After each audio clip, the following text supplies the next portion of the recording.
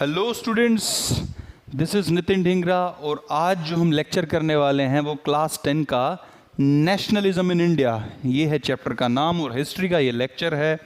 इसके already 2 part upload कर चुका हूँ। उनके जो आपको लिंक हैं वो डिस्क्रिप्शन के साथ साथ अभी आई लिंक पे जो आपका बटन आ रहा है उस पर आप क्लिक करके देख सकते हो। तो थर्ड पार्ट करते हैं स्टार्ट और ट्राई करते हैं इसको और अच्छे से समझने की। और एक चीज़ और मैं आपको बता देता हूँ, जो मैंने यहाँ पे बोर्ड पे लिखा है इसका स्क्रीनशॉट ले लो। ये बहुत ही बढ़िया नोट्स हैं, अगर पेपर में आप ये यूज़ करते हो तो आपको डेफिनेटली बहुत अच्छे मार्क्स मिलने वाले हैं।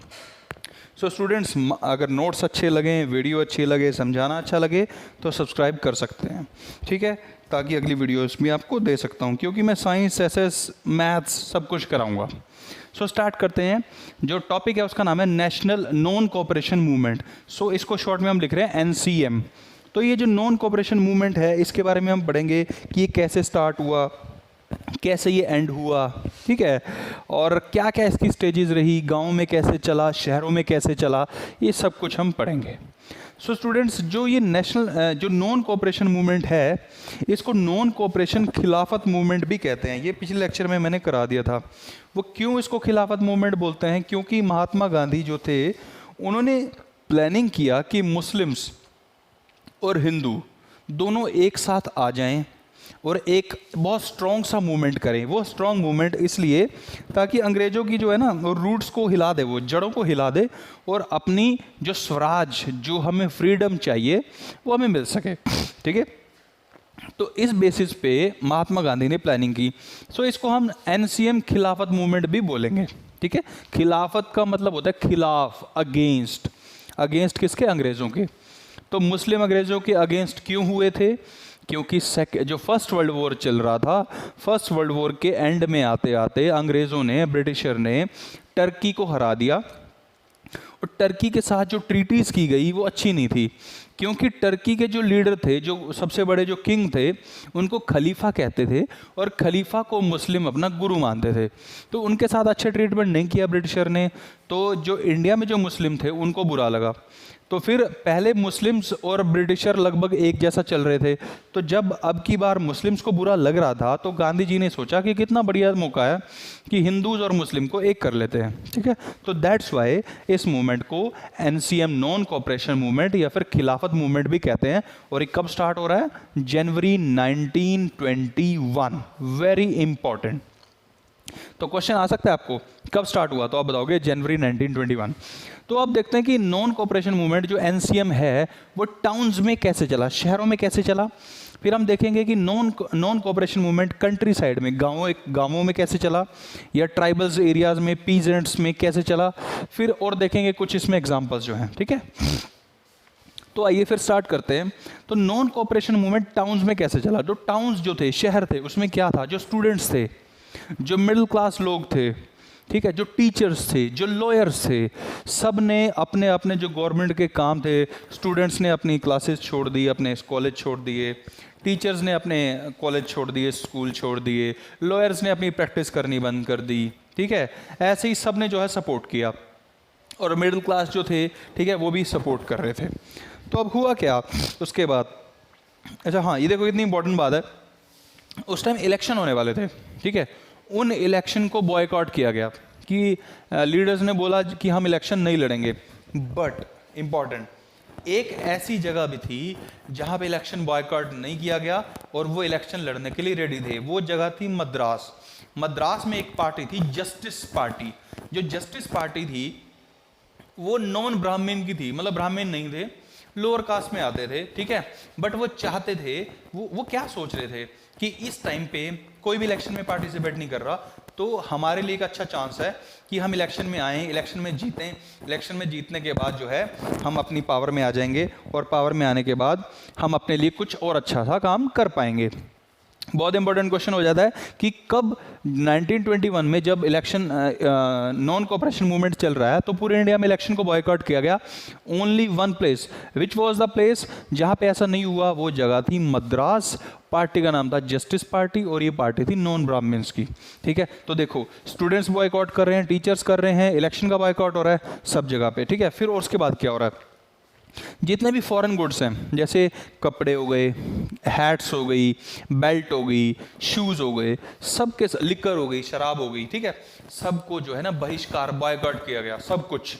तो जब फॉरेन गुड्स का बहिष्कार होगा तो अंग्रेज़ों का ट्रेड कम हो जाएगा, तो अंग्रेज़ों को बुरा लगेगा। अंग्रेज़ करते क्या थे, इंडिया से मटीरियल लिया, इंग्लैंड में जाके प्रोसेस किया और फाइनल गुड बन गया, वो इंडिया में आके बेच दिया। यही तो कर रहे थे वो। कॉटन लेंगे यहाँ से, अपने इंग्लैंड में लेके जाएंगे, उसको मिल्स में ले जा करके उससे बहुत जल्दी जल्दी कपड़े बनाएंगे, शर्ट्स बनाएंगे, टी शर्ट्स बनाएंगे, पैंट्स बनाएंगे, ट्राउजर जो भी है ना, वो उसको इंडिया आके सेल कर देंगे। अब नॉन कोऑपरेशन चल रहा है तो हम कोऑपरेट तो करेंगे ही नहीं अंग्रेजों के साथ। महात्मा गांधी क्या कह रहे थे कि ब्रिटिशर के साथ कोऑपरेट करना बंद कर दो। तो जब बंद कर दोगे तो फिर उनको बुरा लगेगा। तो जब उनको बुरा लगेगा, ठीक है, तो फिर हो सकता है कि हमारा चांस बने कि हम अंग्रेजों को भगा दें, राइट। तो नॉन कोऑपरेशन में हमने देखा क्या चल रहा है, फॉरेन गुड्स का बॉयकॉट हो गया, लिकर की शॉप्स थी उसके आगे लोग धरने पे बैठ गए, पिकेटेड मतलब उसके आगे धरने पे बैठते रहे थे, ठीक है। फिर जो इंपोर्ट था, क्योंकि फॉरेन गुड्स का हमने यूज कम कर दिया तो बाहर से आता था, इंडिया में इंपोर्ट होता था, तो इंपोर्ट जो पहले 102 करोड़ रुपए का था, 102 करोड़ रुपीस का था, वो 57 करोड़ का रह गया, हाफ हो गया, लगभग आधा, ठीक है, ये हो गया। अब ये सब होने के बावजूद भी शहरों में नॉन कोऑपरेशन मूवमेंट ज़्यादा नहीं चल पाया। कारण देखते हैं, स्लो डाउन आ गया नॉन कोऑपरेशन मूवमेंट में, क्यों? नंबर एक कारण, भाई स्कूलों में से टीचर छोड़ रहे हैं, स्टूडेंट छोड़ रहे हैं, पर जब टीचर और स्टूडेंट स्कूल छोड़ देंगे, क्या उनके पास दूसरा ऑप्शन रहेगा कि वो किसी और स्कूल में जाके पढ़ सकें? टीचर्स के पास क्या दूसरा ऑप्शन रहेगा कि वो किसी और स्कूल में जाके जॉब कर सके, अर्न कर सकें? नहीं। तो देयरफॉर स्टूडेंट्स अपनी क्लासेस दोबारा लगाएंगे, टीचर्स जाकर के उनको फिर से पढ़ाएंगे ताकि पैसा कमा सकें, तो इसलिए स्लो डाउन हो गया। नेक्स्ट रीज़न, कपड़े। जो कपड़े हम इंपोर्ट कर रहे थे, इंपोर्ट बताया ना घट गया था, कपड़े जो हम फॉरेन से आ रहे थे, ब्रिटिश से, इंग्लैंड से आ रहे थे, वो हम पहन रहे थे, वो सस्ते थे, पर जो इंडिया में कपड़े बन रहे थे कौन से, खादी, वो महंगे थे। तो भाई नॉर्मल आदमी महंगे कपड़े कैसे पहन सकता था? तो यहाँ से भी फॉरेन ट्रेड फिर से बढ़ने लग गया, है ना। तो देख रहे हो, इस वजह से शहरों में स्लो डाउन आ गया, किसका? नॉन कोऑपरेशन मूवमेंट का। तो खादी कॉस्टली हो गई, पहन नहीं पा रहे थे, नो ऑप्शन फॉर स्टूडेंट्स या फिर टीचर्स, दोनों के पास कोई ऑप्शन नहीं है कि किसी और इंस्टीट्यूट में चले जाएं, कहीं और पढ़ लें, कहीं और पढ़ा लें, तो ये ऐसे हो गया। तो क्वेश्चन आएगा आपको, नॉन कोऑपरेशन मूवमेंट जो है वो क्यों स्लो हो गया? ये रीजन है। नॉन कोऑपरेशन मूवमेंट टाउन्स में कैसे चला? ये क्वेश्चन, राइट। नेक्स्ट देखते हैं, कंट्री साइड में, गांवों में, यानी कि कंट्री साइड में, शहरों से बाहर क्या चल रहा है? भाई शहरों से बाहर देखो क्या चल रहा है, वहाँ पे कुछ कुछ आपको लीडर्स मिलेंगे। यहाँ पे दो लीडर्स के नाम मैं आपको बताऊंगा, बाबा रामचंद्र जी, ठीक है, और ये आपको यूपी में मिलेंगे, अवध में, और एक और नेम आएगा यहाँ पे, सीताराम एल्लूरी राजू, वो आपको मिलेंगे आंध्र प्रदेश में, ट्राइबल्स के लिए। तो अवध में क्या हो रहा है, यूपी में क्या हो रहा है, सुनो। वहाँ पे एक बाबा जी हैं, एक सन्यासी हैं, उनका नाम है बाबा रामचंद्र। बाबा रामचंद्र के बारे में एक बात बता देता हूँ। बाबा रामचंद्र जो थे, ये पहले एक लेबर की तरह काम करके आ चुके थे। एक कंट्री है फिजी, है ना, तो फिजी में ब्रिटिशर इनको लेके गए थे, वहाँ पे इन्होंने बुरी तरह से इनसे काम कराया था, ठीक है। तो जब ये इंडिया अभी आ चुके थे, अब जब इंडिया में आ चुके हैं तो ये सोचते हैं कि हम अंग्रेज़ों के खिलाफ प्लानिंग करेंगे। इनकी इस प्लानिंग में जवाहरलाल नेहरू भी इनका साथ देते हैं, और ये मिल करके क्या करते हैं, एक किसान सभा बनाते हैं, अवध किसान सभा। और ये जो अवध किसान सभा है, जब नॉन कोऑपरेशन मूवमेंट चलेगा, ठीक है, तो नॉन कोऑपरेशन मूवमेंट के चलने के बाद जब कांग्रेस अपील करेगी पूरे इंडिया में, महात्मा गांधी अपील करेंगे पूरे इंडिया में कि ब्रिटिशर को कोऑपरेट नहीं करो, यानी कि नॉन कोऑपरेशन मूवमेंट चलाओ, तो ये जो इनकी ब्रांचेज रहेंगी ना अवध किसान सभा की, ये सपोर्ट करेंगी, ठीक है। ये किसान जो हैं, ये किसान सभा जो हैं, ये किसको सपोर्ट करेंगी? कांग्रेस को, ताकि बहुत सारे लोग इकट्ठे हो सकें और ब्रिटिशर के अगेंस्ट जा सकें, ठीक है। तो आओ देखते हैं। तो कंट्री साइड में सबसे पहले नाम आता है अवध का। अवध में जो थे पीजेंट्स को लीड कौन कर रहे थे? बाबा रामचंद्र, अभी मैंने आपको बताया। और ये कहाँ पे थे? फिजी में लेबर थे, ये इंडेंचर्ड लेबर थे। इंडेंचर्ड का मतलब क्या होता है? इंडेंचर्ड का मतलब होता है कि थोड़े टाइम के लिए इनको लेबर के लिए लेके गए थे फिजी में। फिर अगेंस्ट द, अब अच्छा हाँ, जो ये मूवमेंट कर रहे थे कौन? बाबा रामचंद्र। किसके अगेंस्ट कर रहे थे? Taluqdars. Important, who were taluqdars? तालुकदार थे जमींदार, लैंडलॉर्ड, जमीनों के मालिक, अमीर आदमी, ओके, तो बाबा रामचंद्र ने मूवमेंट चलाया तालुकदार के अगेंस्ट। क्यों? क्योंकि तालुकदार जो थे यार अमीर आदमी है, वो खुद तो काम करेगा नहीं, वो किसी लेबर को रखेगा। जो लेबर को रखेगा ये अपना खेत रेंट पे दे देगा, ठीक है, उसको कहेगा कि ये ले भैया तेरा ये खेत है, तुमने रेंट पे देना है। अब वो खेत में बारिश होगी नहीं, ट्यूबवेल है नहीं, तो वो जो जिसको रेंट पे दिया है वो कमा नहीं पाएगा। जब वो कमा नहीं पाएगा, पर ये तो कहेंगे पैसे दे, ये उसके ऊपर प्रेशर बनाएंगे, ज़बरदस्ती उससे पैसे लेंगे, ज़्यादा रेंट लेंगे, ठीक है, और वो बेचारा कर्जे में दबता चला जाएगा, ठीक है। अब क्या होगा, बाबा रामचंद्र जो है तालुकदार के अगेंस्ट अपना मूवमेंट स्टार्ट कर देंगे, ठीक है।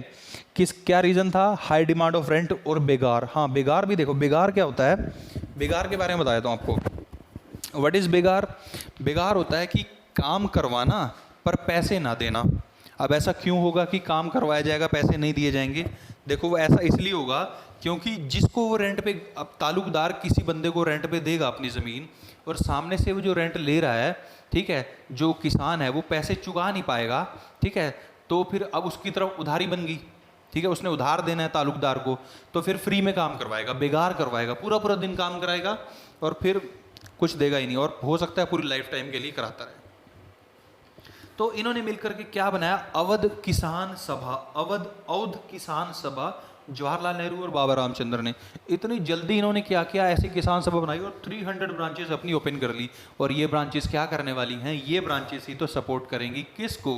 कांग्रेस को। कब? जब एनसीएम चलेगा, क्योंकि ये जो किसान सभा ये पहले ही बन चुकी है एनसीएम से पहले ही, राइट।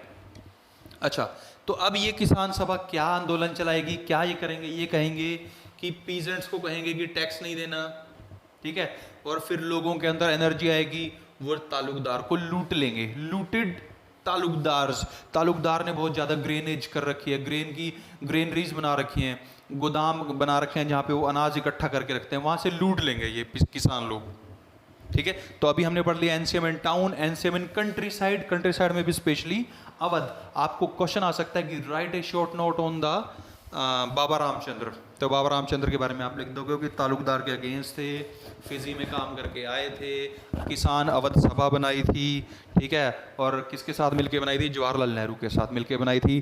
टैक्सेस नहीं देना चाह रहे थे, लोगों को कह रहे थे कि टैक्सेस नहीं देने हैं, और इनका रिजल्ट क्या हुआ? लोगों ने लूट लिया तालुकदार को। तालुकदार क्या होते हैं? जमींदार होते हैं, लैंडलॉर्ड होते हैं, बहुत बड़े बड़े। अब गुडन हिल्स, जैसे ही अवध की बात बताइए वैसे गुडन हिल्स एक आंध्र प्रदेश में जगह है, वहां के बारे में देख लो। यहाँ पे जो एक लीडर बन के आएगा उसका नाम रहेगा, ये देखो, एल्यूरी सीताराम राजू। यहाँ पे ये रहेंगे लीडर, एल्यूरी सीताराम राजू।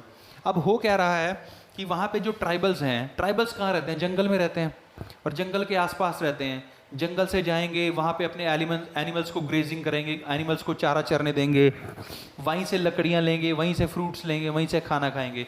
ऐसे लाइफ चलेगी ना उनकी। बट अंग्रेज़ क्या करने वाले हैं? ब्रिटिशर क्या करेंगे? ना तो उनको जंगल में जाने देंगे, ना उनको लकड़ी लेने लेंगे, ना उनको फ्रूट लेने देंगे, ना उनके एनिमल्स को वहाँ पे चारा चरने देंगे, ग्रेजिंग करने भी नहीं देंगे। तो होगा क्या? ट्राइबल्स गुस्सा आ जाएंगे। जब ट्राइबल गुस्से में आ जाएंगे तो एल्यूरी सीताराम राजू एक ऐसा बंदा निकल के आएगा जो लगेगा कि वो भगवान का एक रूप है, ठीक है। वो बोलेगा कि भाई मैं इतना पावरफुल हूँ कि अगर गोलियां भी चले ना सामने से तो मुझे कुछ भी नहीं होगा, ठीक है। तो ये क्या करेगा? ये लोगों को मोटिवेट करेगा, एल्यूरी सीताराम राजू। इस मोटिवेशन की वजह से बहुत सारे लोग इकट्ठे हो जाएंगे और वो ब्रिटिशर के अगेंस्ट चले जाएंगे और नॉन कोऑपरेशन मूवमेंट में सपोर्ट मिलेगी, ठीक है। तो देखो, गुडन हिल्स आंध्र प्रदेश में है। Britisher close the forest areas, prevented grazing cattle and to collect fruits woods. इसकी वजह से ये सारा कुछ करेंगे तो पीपल एनरेज्ड हो जाएंगे, गुस्सा हो जाएंगे। फिर एल्यूरी सीताराम राजू जो है वो क्लेम करता है कि वो बहुत पावरफुल है, ठीक है, वो इवन सरवाइव कर सकता है बुलेट्स को भी, गोलियों का भी कोई असर नहीं होगा। He is the incarnation of God, मतलब भगवान का एक अवतार समझ लो, ठीक है। उसने क्या किया? लोगों को कहा कि आप लोग, जब नॉन कोऑपरेशन मूवमेंट चल रहा था, कि आप लोग खादी पहनो, दूसरे कपड़े मत पहनो, ठीक है। पूरा महात्मा गांधी की सपोर्ट करता था, बट एक चीज महात्मा गांधी से अपोजिट थी उसकी। वो क्या थी? महात्मा गांधी सत्याग्रह करते थे, नॉन वायलेंस करते थे कि हमें हिंसा नहीं करनी, मारपीट नहीं करनी। बट एल्यूरी सीताराम राजू कहता था कि सारी चीजें अकॉर्डिंग टू महात्मा गांधी करनी है, बट वायलेंस तो करनी है। अंग्रेज़ों को मार पीट के ही भगाएंगे हम, ठीक है। तो ये जो थी उनकी, तो फिर अब ये क्या करते थे, ये इन्होंने अपने ग्रुप्स बनाए, ये क्या करते थे, अटैक करते थे पुलिस स्टेशन पे, ठीक है। और जो ये अटैक करने की इनकी स्ट्रेटजी होती थी वो गुरिल्ला वॉरफेयर होती थी, छुप करके इकट्ठे होकर के एकदम से अटैक करते थे, ठीक है। और फिर इनको पकड़ लिया गया और 1924 में इनको एग्जीक्यूट कर दिया गया, फांसी दे दी गई। Okay, next topic. अच्छा हाँ, इसके बारे में क्वेश्चन आ सकता है कि what was the event of Gooden hills, ठीक है। तो आप बता सकते हो गुडन हिल्स में क्या हो रहा था, और हु वाज एल्यूरी सीताराम राजू, ये भी लिख देंगे हम। ओके, 1924 में हैंग हो गए हैं और ये अभी भी बहुत इंपॉर्टेंट बंदे हैं, ठीक है।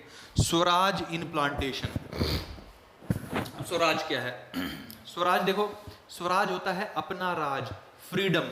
देखो ये भी फ्रीडम के लिए काम कर रहे हैं, कौन, बाबा रामचंद्र, एल्यूरी सीताराम राजू भी फ्रीडम के लिए काम कर रहे हैं, बट दोनों की सोच अलग अलग है, अलग अलग सोच से काम कर रहे हैं, ठीक है। महात्मा गांधी बोल रहे हैं स्वराज ले लेना है, तो स्वराज अगर लेना है तो वो कहते हैं नॉन वायलेंस करनी है, ये अपने तरीके से नॉन वायलेंस को समझते हैं, ये अपने तरीके से, मतलब अपने अपने हिसाब से महात्मा गांधी ने जो बोला उसको चेंज कर लेते हैं, राइट। तो स्वराज इन प्लांटेशन, असम में क्या हुआ भाई, असम में एक एक्ट आया 1859 में, 1859 में, एक्ट का नाम है inland emigration act. Inland emigration act क्या कहता था कि अगर हमने किसी को काम पे रख लिया, जो चाय के खेत थे, वहाँ पे चाय के बाग थे, प्लांटेशन, तो अगर हमने किसी को काम पे रख लिया तो अगर उसने काम छोड़ के जाना है तो हमसे पूछ के जाएगा, अगर मतलब हम अंग्रेज कह रहे थे कि हम ही हम हैं बस भाई, हम नहीं जाने देंगे किसी को बाहर पे, हमसे पूछ के जाएगा, बिना पूछे नहीं जाएगा, जब तक हम नहीं कहेंगे तब तक नहीं जाएगा, उसको जो सैलरी देंगे वो थोड़ी देंगे, या तो बेगार की तरह काम कराएंगे, पैसे ही नहीं देंगे, बस बांध के रखेंगे, बुरी तरह उनके साथ ट्रीटमेंट करेंगे, जबरदस्ती उनसे काम करवाएंगे, उनका काम करने का मन नहीं है तब भी कराएंगे। ये एक्ट आ गया था और इस एक्ट के हिसाब से सब लोग चलते जा रहे थे। 1859 के बाद से चल रहा है चल रहा है चल रहा है, सडनली एक्ट आ गया नॉन कोऑपरेशन मूवमेंट। वहाँ के लोग सोचते हैं भी महात्मा गांधी का राज आने वाला है, महात्मा गांधी अब राज करेंगे इंडिया पे, और महात्मा गांधी जो है पूरे इंडिया को सुधार देंगे, अंग्रेजों को भगा देंगे, ऐसा लोग सोच रहे हैं असम में। तो जब वो ऐसा थिंकिंग करेंगे तो अपने हिसाब से वो क्या प्लानिंग कर लेंगे कि उनका नॉन कोऑपरेशन क्या है, उनका नॉन कोऑपरेशन ये है कि हम अपने ऑफिसर्स की, अंग्रेजों की जो हमें ऑर्डर देते हैं उनकी बात नहीं मानेंगे, बिना बताए हम घर जाएंगे, इनको पूछना ही नहीं। अब हमने पहले ही कहते थे ना कि हमसे पूछे बिना कुछ नहीं करना, अब हम इनको बिना पूछे घर चले जाएंगे। तो वहाँ से निकल पड़ते हैं सारे बिना बताए, बेचारे घर भी नहीं पहुँच पाते, रास्ते में ही फिर अंग्रेज पकड़ लेते हैं, फिर उनको पुलिस स्टेशन में डाल देते हैं, ठीक है। तो यहाँ पे ऐसे चलेगा, ओके। तो देखो स्वराज में, असम में क्या हुआ, इनलैंड एमिग्रेशन एक्ट था 1859 का, plantation workers were bounded not to move out without permission, but after NCM they thought Gandhi era is coming, so they disobeyed the act, उन्होंने एक्ट को डिसोबे करना स्टार्ट किया। सो देखो हर एक ने अपने हिसाब से इंटरप्रेट किया है, so people interpreted according to themselves, किसको, महात्मा गांधी की थिंकिंग को, स्वराज को, और उसी हिसाब से सब काम कर रहे थे, राइट। तो उसी हिसाब से काम करते रहेंगे। अब नॉन कोऑपरेशन मूवमेंट कब बंद हो जाएगा भाई, ये 1922 में फरवरी में बंद हो जाएगा। क्यों बंद हो जाएगा आपको पता है, वहाँ पे एक ऐसा इवेंट हुआ, उस इवेंट को बोलते हैं चोरा चोरी। चोरा चोरी एक प्लेस है, ठीक है, यूपी में है। उस प्लेस पे लोगों की भीड़ थी, लोगों की भीड़ ने पुलिस स्टेशन को जला दिया। जैसे ही पुलिस स्टेशन जलाया तो पुलिस स्टेशन में जो पुलिस ऑफिसर थे, पुलिस कर्मी थे, वो जल गए, वो मर गए। तो क्योंकि वो जल के मर गए तो महात्मा गांधी ने सोचा कि अब मूवमेंट को रोक देना चाहिए। अगर मैंने मूवमेंट नहीं रोका तो ब्रिटिशर जो हैं वो फिर वो अपनी आर्मी ले आएंगे, वो लोगों को मारेंगे, वो ठीक नहीं होगा। यही तो चाहते थे ना महात्मा गांधी। क्या कहते थे महात्मा गांधी, कहते थे कि एक तो मैं चलाऊंगा सत्याग्रह। सत्याग्रह चलाने के उन्होंने कारण बताए थे। क्या बताए थे कि सामने की आत्मा को चेंज कर देना है। सामने वाला जो बंदा है उसकी आत्मा चेंज हो जाएगी, वो अपने आप आकर के वो देखेगा, उसकी आत्मा खुद ही बोलेगी कि हम गलत कर रहे हैं, ठीक है। दूसरा उनकी थिंकिंग ये थी कि सत्याग्रह, एक तो रीज़न ये था कि इसलिए करना है कि उसकी आत्मा चेंज करनी है। दूसरा रीज़न ये था कि वो उनको पता था कि इंडियंस के पास हथियार नहीं है, हथियार इनके पास ही हैं। अगर हम वायलेंस से जीतने की कोशिश करेंगे तो ये गोलियां चला देंगे, मार मार के हमें यहाँ पे बिछा देंगे। भाई ये तो हथियार ले रखे हैं, ठीक है। तो ये बहुत सारे रीज़न थे। तो ये वाला टॉपिक तो फिनिश हो गया, ठीक है। नॉन कोऑपरेशन मूवमेंट तो हो गया डन। अब नॉन कोऑपरेशन मूवमेंट से अगला टॉपिक हम करते हैं।